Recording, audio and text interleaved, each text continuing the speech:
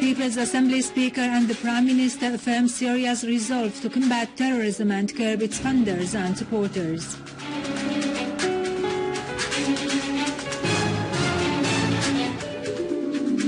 The Syrian Arab Army continues to realize further victories in its war on terrorism. The Israeli occupation authorities released 26 Palestinian prisoners only out of more than 10,000 who are still in Israeli occupation jails.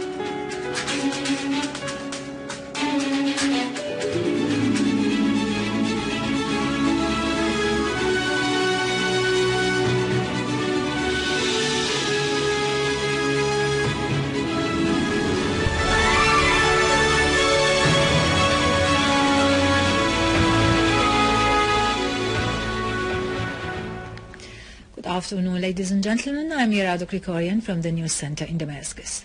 Addressing the last session of the 5th ordinary cycle of the People's Assembly's first legislative term, Assembly Speaker Mohammed Jihad al-Laham said the terrorist war on Syria has failed and it's about to be completely defeated. Laham said Syria would continue its confrontation of terrorism, calling for unifying efforts to stand in the face of its supporters. Laham said Syria is going to Geneva too with a remarkable ability to propose solutions without any dictates or foreign intervention. Prime Minister Dr. Wael al-Halaqi has said Syria has been living a difficult war and every citizen is called upon to confront such war. Al-Halaqi added that all the government decisions have been focusing on the urgent measures to confront the repercussions of the crisis in order to meet citizens' basic needs and support the stability of the Syrian pound. Al-Halaqi pointed out that the greatest challenge facing the government is relief work that involves helping the citizens who have been displaced. He said more than 4 million food baskets and 2 million health baskets have been so far distributed. Those who think we are going to Geneva too to hand over the authority are illusioned, Al-Halaqi affirmed. Everything that will be discussed on the table of dialogue in Geneva too will be referred to a referendum because the Syrian people are the decision makers, Al-Halaqi stressed. Al-Halaqi said the Syrian-Iranian relations are as solid as deeply rooted as the relations with the BRICS countries. Russian President Vladimir Putin has reiterated his country's support for the convention of an international conference on Syria in Geneva. The UN Secretary General's spokesman Martin Neserky said President Putin has affirmed to Mr. Ban Ki-moon during a telephone conversation Russia's strong support for such conference due to be held in Geneva on the 22nd of next month. The two sides affirmed the need to combine international efforts for the sake of combating the terrorist threat in the world, particularly in the wake of the two blasts that hit the Russian city of Volgograd and killed and wounded dozens of citizens. On its part, Iran stressed support for a political solution and keenness on the interest of Syria and the Syrian people, whether it participates in Geneva too or not. The Iranian Assistant Foreign Minister for Arab and African Affairs, Hossein Abdullahian, said inviting Iran to take part in Geneva too was still not ruled out. He affirmed that his country's role in regional developments could not be denied. What is important for us, he asserted, is to reach a result in Syria through political solutions and with the participation of the Syrian people. It is essential, Abdullahian pointed out, that the Syrian people get the chance to restore security in their homeland so that they will be able to decide their own future through the march of democracy.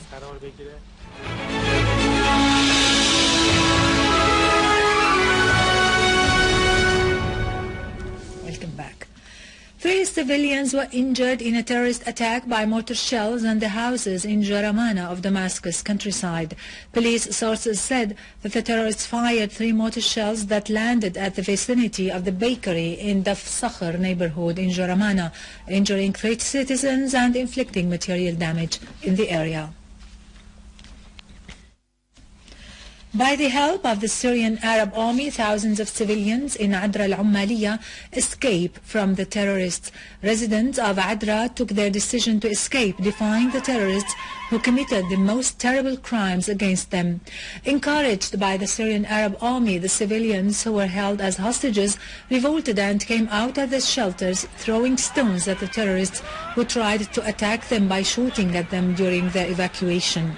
However, the Syrian Arab Army protected the evacuees with an umbrella of gunfire, preventing any serious injuries among them.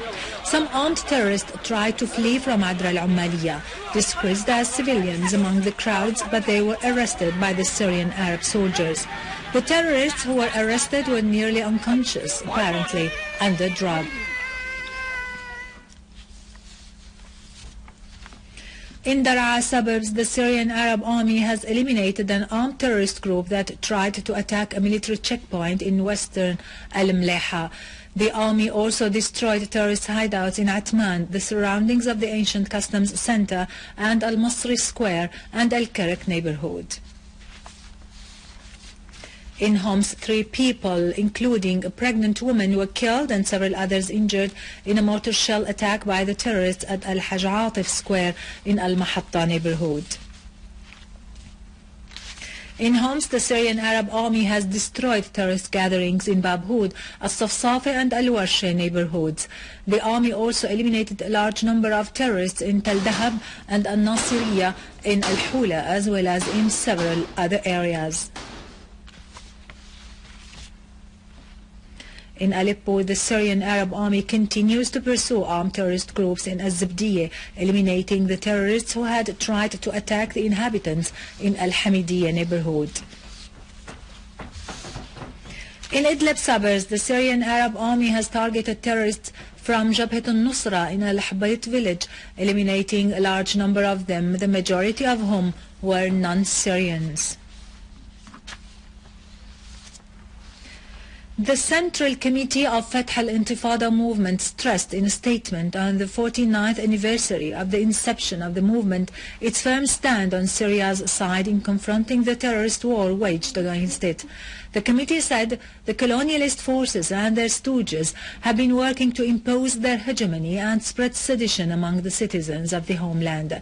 The committee reiterated adherence to the right of resistance and armed struggle against Israeli occupation, pointing out that the enemy's schemes, which aim to liquidate the Palestinian people's cause, will fail thanks to the steadfastness of the Palestinians and their determination to attain their full rights.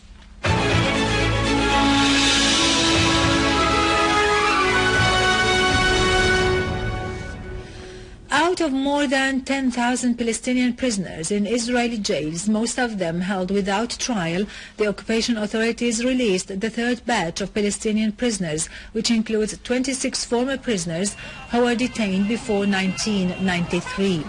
Crowds of Palestinians received the released prisoners at the camp of Aufar and at Zaytuna crossing in occupied Jerusalem, and also at Beit Hanun in Gaza, chanting patriotic slogans. Holding the Palestinian flags, Palestinian women, men and children waited in the cold weather for the arrival of the released prisoners. Parents and relatives welcomed their loved ones, overwhelmed with mixed feelings of bitterness and joy. Finally, in Yemen, 4 soldiers were killed and several others injured in a terrorist suicide blast that targeted the security headquarters in Aden, the largest city south of the country. Yemeni police said that a car bomb driven by a suicide bomber belonging to Al-Qaeda exploded at the front gate of the security department in Aden, killing 4 soldiers and wounding several others. Police added that the security forces foiled another terrorist suicide attack a few minutes after the first one that was aiming at the second gate of the security department. The attack came less than 24 hours after 5 soldiers were killed in an attack on a military site near the city of Ritfan in Lahej, south of the country.